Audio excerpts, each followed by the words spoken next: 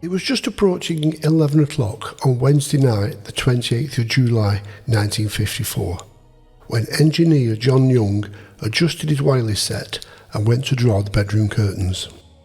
As he did, he noticed a glow of flames in his neighbour's garden at 11 South Hill Park in the Hampstead district of North London. It seemed a strange time for someone to be having a bonfire or burning rubbish, and venturing downstairs, he peered over the fence into the backyard and saw what appeared to be a tailor's dummy burning away. He was aware that his neighbour worked in the fashion industry, so a discarded dummy didn't cause a second thought.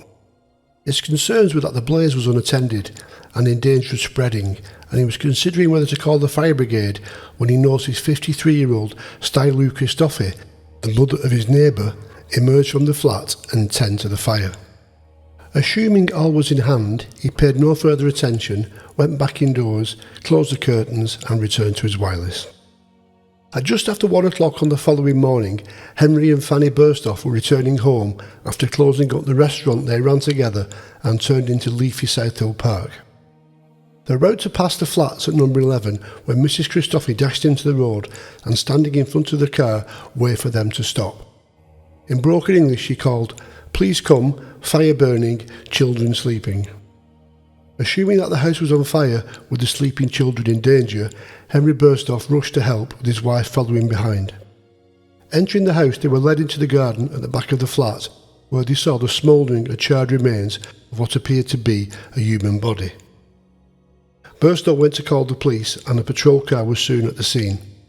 Seeing that this was not some routine out-of-control bonfire and appeared to be something far more sinister, they radioed for assistance. The remnants of the fire were quickly extinguished, and the police surgeon was able to confirm that the body, identified as 36-year-old Hella Dorothea Christofi, the daughter-in-law of the woman who had summoned help, was dead. Her husband Stavros, a waiter who worked late shifts into the early hours, was contacted at his workplace and returned home to find the house and garden swarming with police. Among the first to the scene were coroner Bentley Purchase and pathologist Dr. Francis Camps.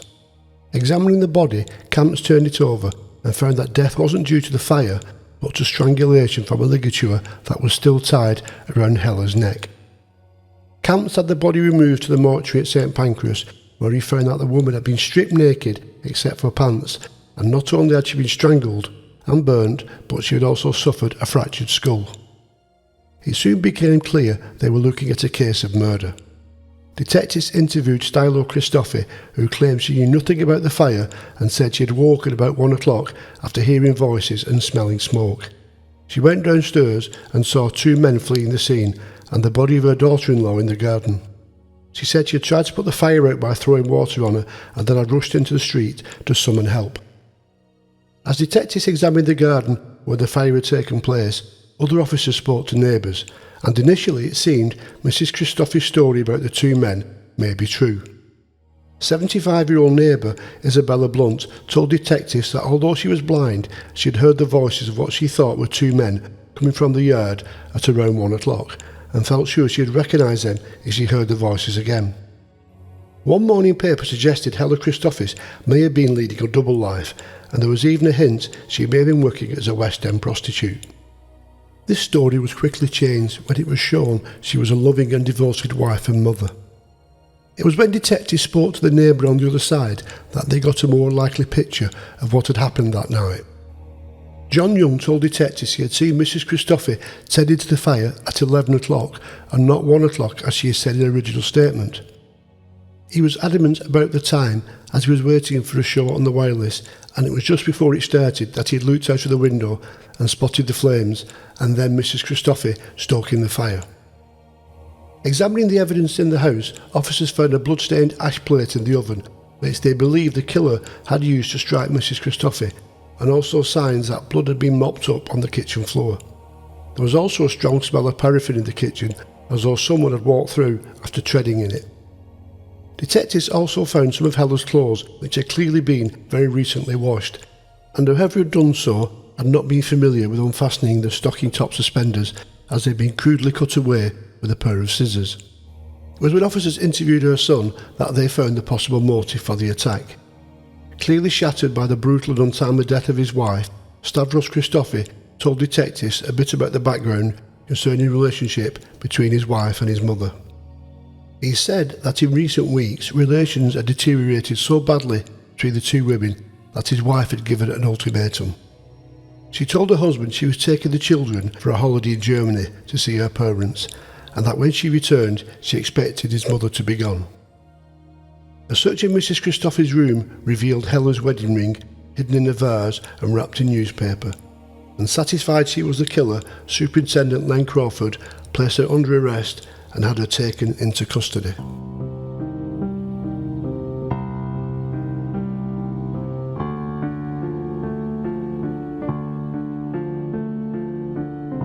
Held at Hampstead police station, Styllou Christofi was interviewed by detectives who learned a little more about the events leading to the murder of her daughter-in-law.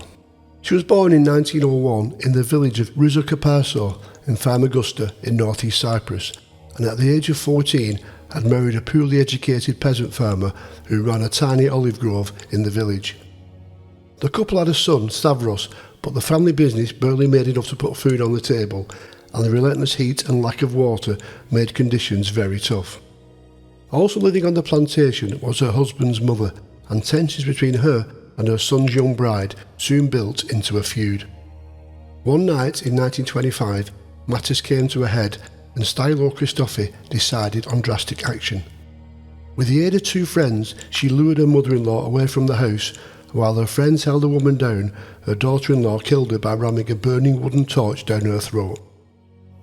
When the body was discovered, the three women were arrested and charged with murder.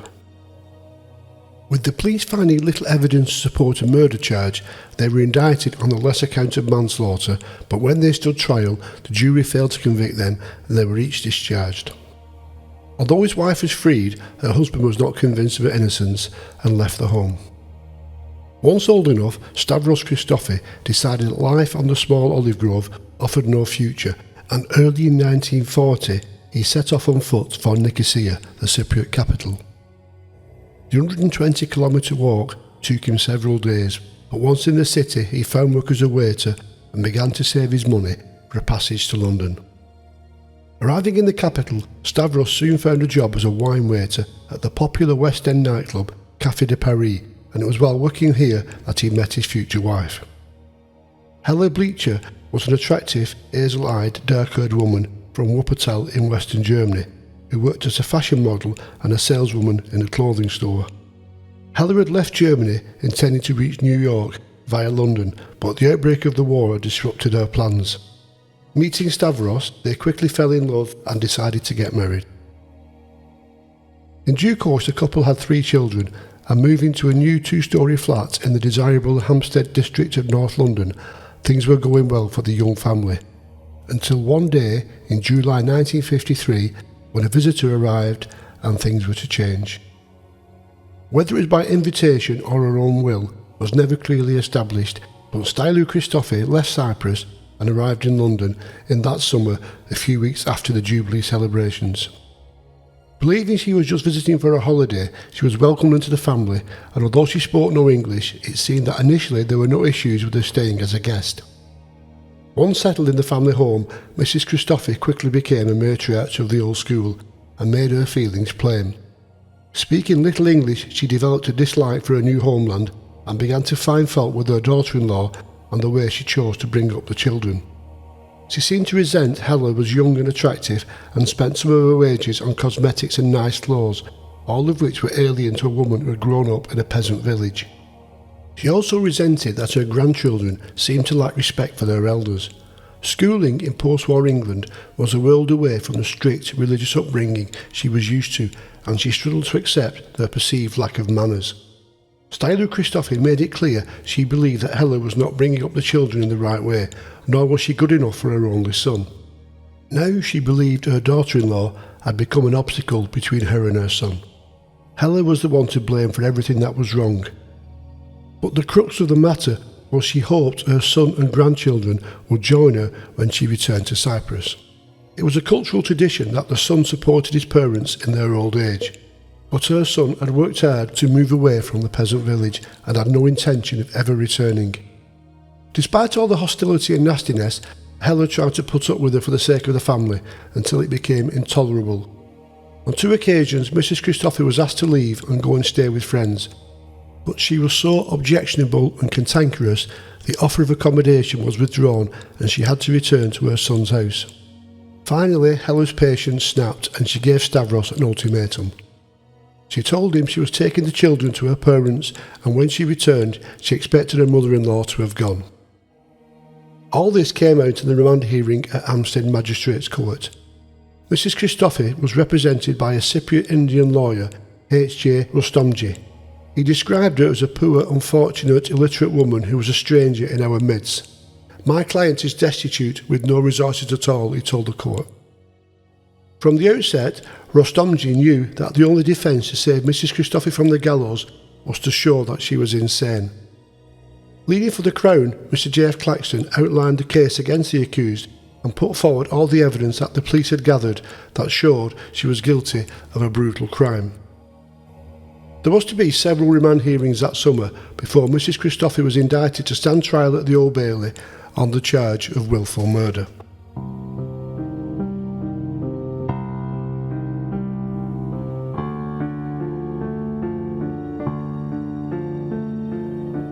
Styllou Christofi appeared before Mr. Justice Devlin on Monday the 25th of October 1954. The trial was to last for 4 days. Leading for the Crown, Mr. Christmas Humphreys QC told the jury quite bluntly that it was a stupid murder and only a stupid and illiterate person such as an old peasant woman in the dock could hope to conceal it. He outlined how Hella Christofi had been found dead in the yard outside her flat. She had been battered and strangled before being stripped and placed in a pyre of wood and paper, doused with paraffin and set alight. Her killer had then tried to hide the crime by replacing the heavy ash pan used to bash her skull in inside the cooker, where it had been found still streaked in the victim's blood. A search of Mrs. Christofi's room had also uncovered her daughter-in-law's wedding ring, wrapped in newspaper and concealed in a vase. The scarf around her neck, which the pathologist had to cut to remove as it had been tied so tightly, was identified as one belonging to the children. It seemed clear that Mrs. Christofi was insane, but she would not permit her counsel, David Weitzman QC, to run insanity as her defence. "No," she insisted, "I may be poor and illiterate, but I am not crazy. No, never." She made a poor show in the witness box, denying that there had ever been any hostility between her and her daughter-in-law, and after both counsel had pleaded their case and the judges summed up the evidence, the jury of 10 men and 2 women needed just 2 hours to return a verdict of guilty. The judge, through the aid of an interpreter, sentenced her to death according to law. She was taken to the condemned cell at Holloway jail to await her fate. Many women had occupied the condemned cell at the North London Victorian prison, but no one had been executed there since Edith Thompson in January 1923. An appeal was announced but quickly failed, her only hope being that the Home Secretary would commute the sentence. Awaiting execution in the condemned cell at Holloway, her main complaint was that her son, who had been absent from court during the trial, refused to visit her. Despite the brutal nature of the crime, there were still numerous petitions for a reprieve, and questions were asked in Parliament in the days leading up to the execution, but it was all in vain. At 9 o'clock on Wednesday morning, the 15th of December, Styllou Christofi was hanged at Holloway by Albert Pierpoint and Harry Allen. Being a member of the Greek Orthodox Church, she had asked that a cross from the church be placed where she could see it in the execution chamber. The request was granted, and the cross was nailed to the wall she would face when she stood on the trapdoors. 6 months later, on the 13th of July 1955, convicted murderess Ruth Ellis looked upon that same wooden cross when Pierpoint led her onto the same Holloway scaffold. She was the last woman hanged in Great Britain. On April the 10th, Easter Sunday 1955, after being spurned by her lover David Blakely, Ellis, a nightclub hostess, shot him dead outside the Magdala Tavern at 2A South Hill Park. The murder was committed barely 100 metres from where Hella Christofi was strangled and battered to death. As Pierpoint went to board a train back north that summer morning, he was accosted by reporters. One asked the question, "How did it feel to hang a woman, Mr. Pierpoint?" The hangman replied, "Why weren't you asking me that question last year? Was it Mrs. Christofi a woman too? It was a pertinent reply and shows somewhat how the two cases have been perceived in the press. Two killers had committed their crimes on the same street, yet one was a stooping, illiterate, grey-haired grandmother, while the other was a bleach-blonde former model. While there was much sympathy for Ruth Ellis and the newspaper columns campaigning for a reprieve, the brutal and savage nature of Mrs. Christofi's crime, and the one 30 years earlier, once details of that crime had reached the press, gained her little sympathy, not helped by her Cypriot heritage, as tensions between the UK and Cyprus were mounting that would lead to a number of terrorist attacks in the wake of their bid for independence. Styllou Christofi, who had seen his family devastated by his mother's terrible crime, sued the Daily Mirror in December 1955 for the allegations the newspaper had made suggesting his wife was a prostitute. He won the case and was awarded £200 in damages. The scaffold at Holloway was dismantled in 1967 when work was underway on the original prison, demolishing some of the older parts and modernising others. The bodies of those executed were removed and those not claimed by the families were reburied in Brockwood Cemetery in Surrey. It remained a female-only jail until it closed in 2016, having housed such notable convicts as suffragette Emmeline Pankhurst and Diane Mitford, who along with her husband Oswald Mosley were detained in the prison grounds during the Second World War. Other notable inmates include Sharon Carr, Britain's youngest female murderer, Myra Hindley and Rose West.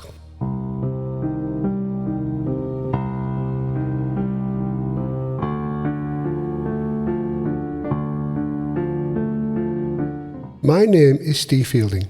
Thank you for listening to and watching another episode of Tales from the Hangman's Record. If you've enjoyed this presentation, press like, and if you don't already, I can ask you to take a few seconds to subscribe. There is no cost, it just helps us to keep the channel on the air and informs you when new content is published. Check out my website, stevefielding.com, where you can find information on all my previous and current books, and also order copies of the 3-volume Hangman's Record 1868 to 1964 trilogy at a special discount price. My latest book, Tales from the Hangman's Record Volume 1, is now available from Amazon as a paperback and Kindle download. Look out for my 2 podcast channels, Tales from the Hangman's Record and Mostly Murder, which will feature cases that do not come under the scope of the Hangman's Record series. Do you think the verdict in this case was correct? Use the comments below for your thoughts on this episode and also for suggestions for further cases to be featured in the Tales from the Hangman's Record series.